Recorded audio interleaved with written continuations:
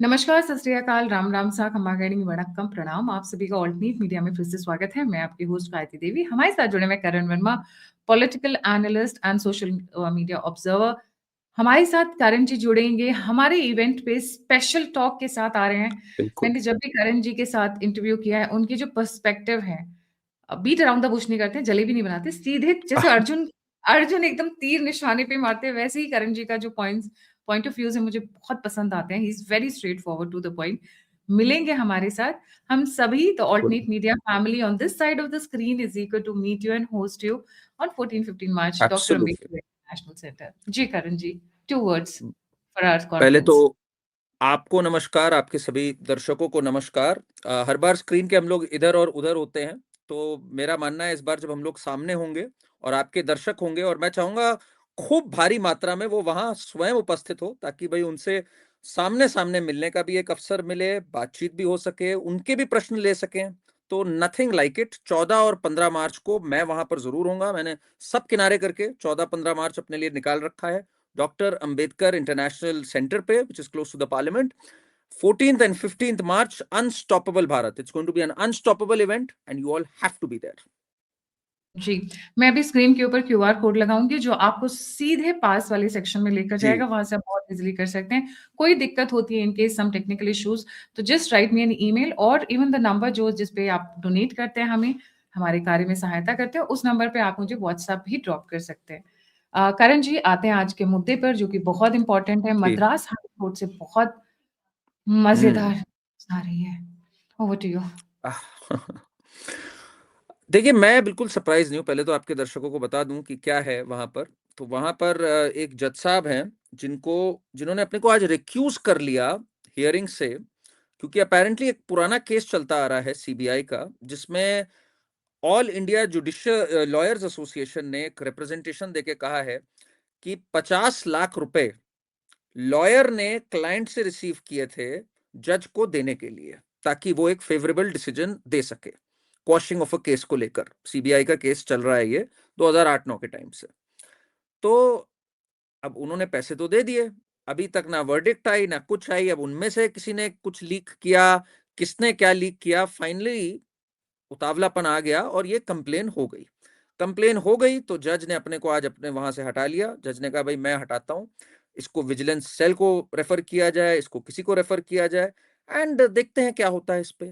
But जो एक pattern आया इससे, गायत्री जी, 8,600 कंप्लेन पिछले 10 साल के अंदर। ये पार्लियामेंट में अरुण मेघवाल जी जो लॉ मिनिस्टर हैं, उन्होंने ये आंकड़ा साझा किया है पटल पर। 8,600 complaints. There is a rise of close to 50% in the last 10 years जजेस के करप्शन को लेकर के। और ये एक बहुत बड़ा मुद्दा है। मुझे अभी तक याद है जब अभी 2 साल पहले, और हम लोगों ने भी इस पे वार्ता करी थी, यशवंत वर्मा जो होली मनाने गए हुए थे, उनके घर पे जब फायर हुई थी तो कैश मिला था, आपको याद होगा। तो तब दिल्ली हाई कोर्ट के एक बहुत सीनियर लॉयर हैं जिनका नाम है एडवोकेट मनन।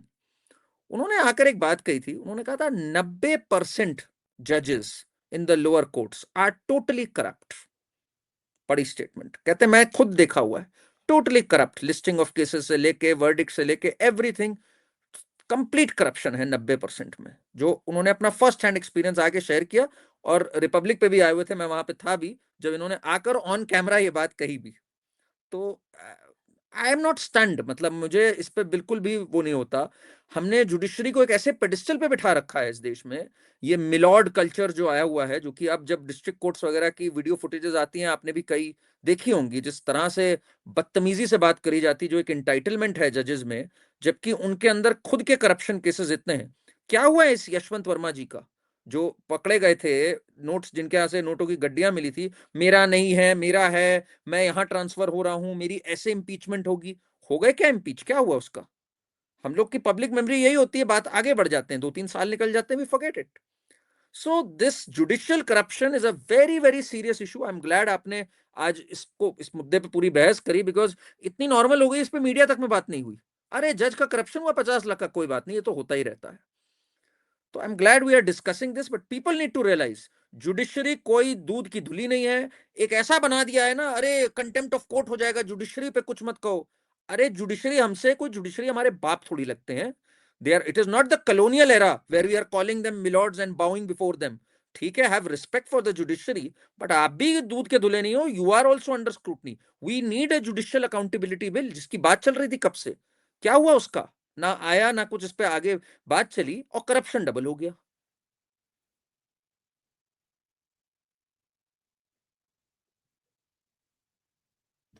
करण जी, लोग बहुत उम्मीद के साथ जाते हैं, तो there are 4 pillars to our democracy: parliament, right. Executive, judiciary and the media. Media या. करप्ट है, executive can be bought and sold, parliament तो हर 5 साल में बदलती है. मुझे तो लगता है जितनी गाली हम पार्लियामेंटेरियंस को देते हैं, अपने एमपी, एमएलएज़ को, बेचारे वो फोर फ्रंट में रहते हैं, उनको गालियाँ ज़्यादा पड़ती हैं, राइट? बिल्कुल बट सही. ये जो बाकी के 2 हैं, मीडिया की बात छोड़ दीजिए, बट ये जो बाकी के 2 हैं, लोगों को इनसे बड़ी उम्मीद रहती है. ब्यूरोक्रेट से बहुत उम्मीद रहती है, जुडिशरी से सबसे ज़्यादा उम्मीद रहती है, क्योंकि उसको न्याय का स्तंभ कहा जाता है.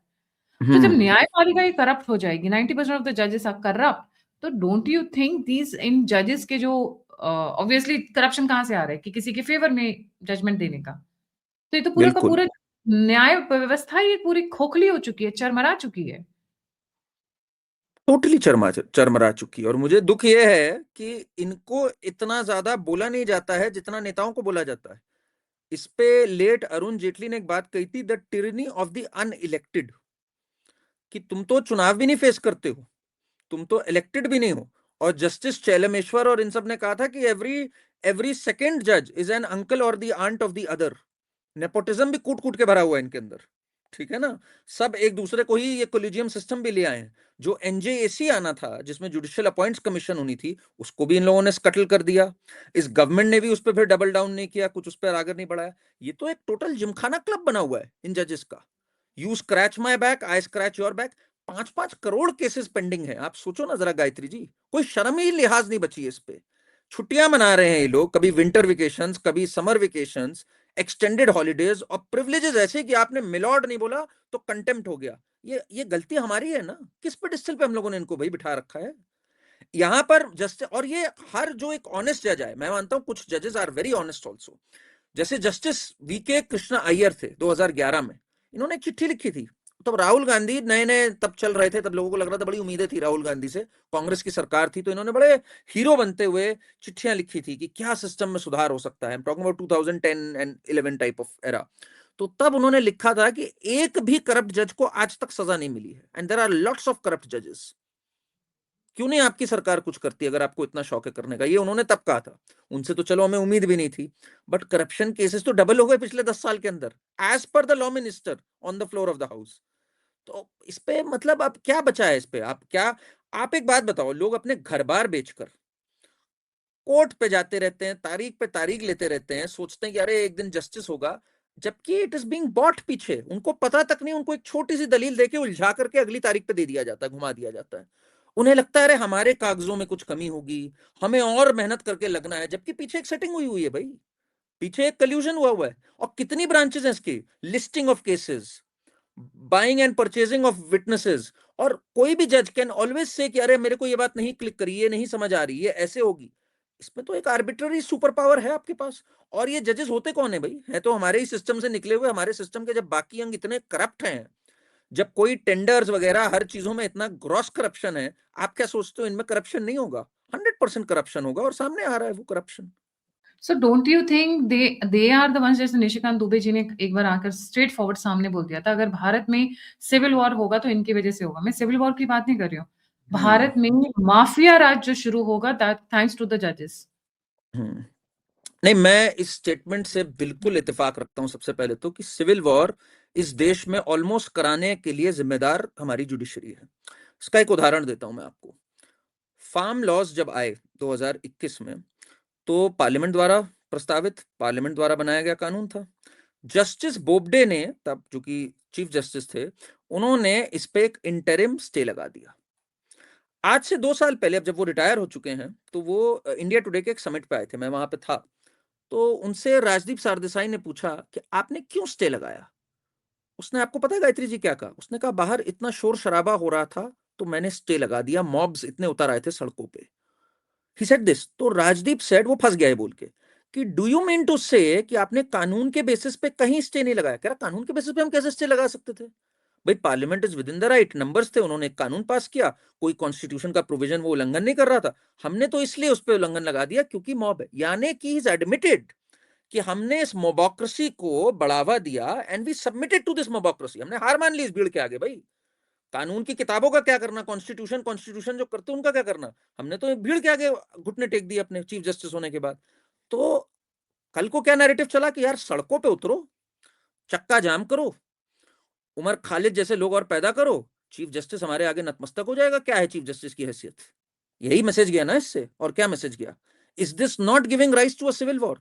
हर कानून पे उतरने का अब एक प्रोत्साहन नहीं मिल गया कि जो कानून पास करोगे यार सड़कों पे उतरेंगे, चीफ जस्टिस झुक जाएगा हमारा चीफ जस्टिस बोबडे की तरह, इंटरिम स्टे लग जाएगा कानून पे। यही वक्फ में कोशिश हुई। मुर्शिदाबाद में क्या हुआ था आपका? ये वक्फ में भी यही कोशिश हुई थी ना।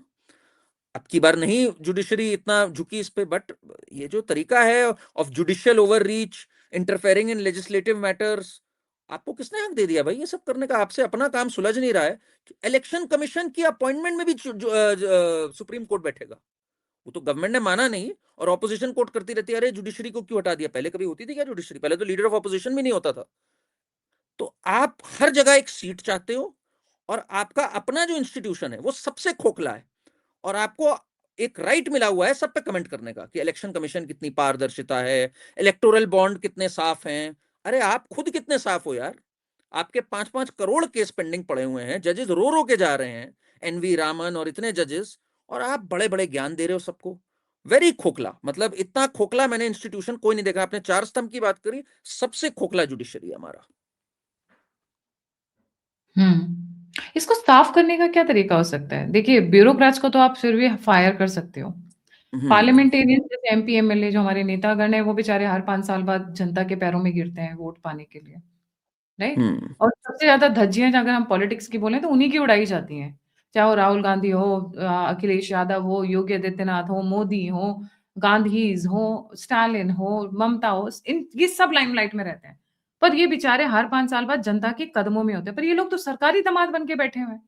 There has to be a hmm. Mechanism where they can also be challenged, where they can also be removed. और पर वो स्ट्रक्चर इतना लंबा-चौड़ा, वो प्रोसेस इतनी जजेस की इम्पीचमेंट का, और जब हमको पता है कि ऐसे चल रहा है तो इसको ठीक कैसे किया जाए? प्रॉब्लम बहुत बड़ी है ये। बहुत अच्छा सवाल है आपका। I am now going to talk about solutions, और हो सकता है कुछ लोगों को अच्छे ना लगे वो बात और ये बहुत पॉलिटिकली करेक्ट ना हो, बट आपका सवाल क्योंकि ये है तो ये बोलना पड़ेगा। काफी अपॉइंटमेंट्स जो हुई हैं ये यस्टर ईयर्स में हुई है, जब सोनिया गांधी एंड ये वाली एरा डोमिनेंट थी। इन्होंने तो क्या क्या किया हुआ है HR भारद्वाज के केस में और इंदिरा गांधी वगैरह ने। अब इन जजेस ने पूरा कंट्रोल, पहले एक आया फर्स्ट जजेस केस, सेकंड जजेस केस, उसमें इन्होंने पूरा कंट्रोल अपॉइंटमेंट का अब अपने हाथ ले लिया। तो पहले तो Sonia Gandhi and the Gandhi family इस इकोसिस्टम के जजेस पहुंचे, एंड नाउ दोस जजेस have hijacked the entire system. तो अब हमें उनके क्लचेस से सिस्टम को निकालना होगा। The only way of doing it is appointment of more धार्मिक जजेस, एक दूसरी विचारधारा से जो प्रेरित हो। मैं नहीं कहता प्रेरित होकर गलत डिसीजन दें कभी, बट एक जो भारतीय विचारधारा से प्रेरित लोग हों, जो समझें। जैसे जस्टिस चैलमेश्वर ने कहा, एक दो और जस्टिस ने कहा, जस्टिस वर्मा ने कहा ये गलत हो रहा है भाई, NJAC आना चाहिए, ये क्या तरीका है, हर दूसरा एक दूसरे का दामाद है। तो ऐसे जजेस जहां अपॉइंटमेंट बढ़ते जाएंगे, ऐसे इंटेलिजेंसिया जो घुसेगा हर सिस्टम में, वहां ये सिस्टम क्लेंस होगा। एंड फाइनली ये जो एक तोता इनके हाथ में आ गया है वो फ्री होकर NJAC आना जरूरी है। The government tried for NJAC in 2015, they failed. Failed मतलब ये थोड़ी आप 11 साल में दोबारा ट्राई ही नहीं करोगे। आपको ट्राई तो करना चाहिए था ना। आपको इस पे अग्रेसिवली लगना था कि भाई अब कुछ नए अपॉइंटमेंट्स होने हैं, वो नए अपॉइंटमेंट्स अलग विचारधारा के होंगे, वो एक बार पहुंचेंगे, उसके बाद हम एक फिर से अपील करेंगे NJAC को पास करने की। गवर्नमेंट ने तो हथियार ही डाल दिया। बाहर तो खुला होता है ऐसा। डोनाल्ड ट्रंप कहता है मैंने कंजर्वेटिव जजेस किए, सभी कहते हैं ये लिबरल जज है, ये कंजर्वेटिव जज है। वहां तो ऐसे होता है। तो अब गन लॉज के फेवर में आएगी जजमेंट कि अबॉर्शन के अगेंस्ट आएगी कि क्या आएगी? वहां तो ऐसे खुला होता है। मैं कहता हूं वो सिस्टम गलत है, I am not endorsing that system, but at least Indian सोच के, यहाँ की रूट्स के सोच, हमारे पास ऐसे ऐसे चीफ जस्टिस हैं जिन्होंने कहा है, have you heard of Periyar? जब सनातन धर्म के इरेडिकेशन की अपील लगी थी कोर्ट में स्टालिन की स्टेटमेंट पे, तो हमारे सॉलिसिटर जनरल ने कहा सर ये सनातन धर्म के अनाइलेशन की बात कर रहे हैं। तो वहां पे मैं एक जज थे, उनका नाम भूल रहा हूं, उन्होंने मुस्कुराते हुए कहा अरे ये तो पुरानी बात है, आपने क्या पेरियार का नाम नहीं सुना हुआ है? सोचिए आप जजेस ऐसी बात कर रहे हैं, जजेस सनातन धर्म पे ऐसे कमेंट्स कर दे रहे हैं, जजेस कह रहे हैं अरे तुम्हारे जो कान्हा जी थे क्या वो एक एक्रोबैट थे जो उनको जन्माष्टमी के दिन तुम लोगों को ह्यूमन बिल्डिंग बनानी है इस तरह से और मटकी फोड़नी है, इसकी हाइट पे तय होना चाहिए। जजेस are allowed to comment on Diwali, they can't comment on Eid. तो ये जो वोक माइंडसेट या मैं कहूं एक सूडो लिबरल माइंडसेट था, एंटी नेशनल माइंडसेट था, इस माइंडसेट को जुडिशरी से जब तक ड्रेन नहीं होगी तब तक हमें ये ढोना पड़ेगा। और ये ड्रेन नहीं होगी अगर सरकार जल्दी से अपॉइंटमेंट्स नहीं करेगी। इतनी अपॉइंटमेंट्स क्यों पेंडिंग पड़ी हुई हैं? सरकार को भी तो पुश करना चाहिए ना इस पे अपॉइंटमेंट्स। तो ये टग ऑफ वॉर टूटनी पड़ेगी, सरकार को इच्छा शक्ति दिखानी होगी, साम दाम दंड भेद जैसे करके भी आपको जुडिशरी का ये जो तोता इनके ग्रिप में है उससे बाहर निकालना होगा, नहीं तो कुछ होगा नहीं, आपके हर काम में अड़ंगे लगते रहेंगे कल को। ये लोग भारत से ज्यादा ऑक्सफोर्ड, हार्वर्ड, कैम्ब्रिज यहाँ के उससे बहुत ज्यादा इन्फ्लुएंस्ड हैं। क्या वहां पर भी इसी तरीके की करप्शन है जिस तरीके की करप्शन उन्होंने भारत में पैदा कर दी है?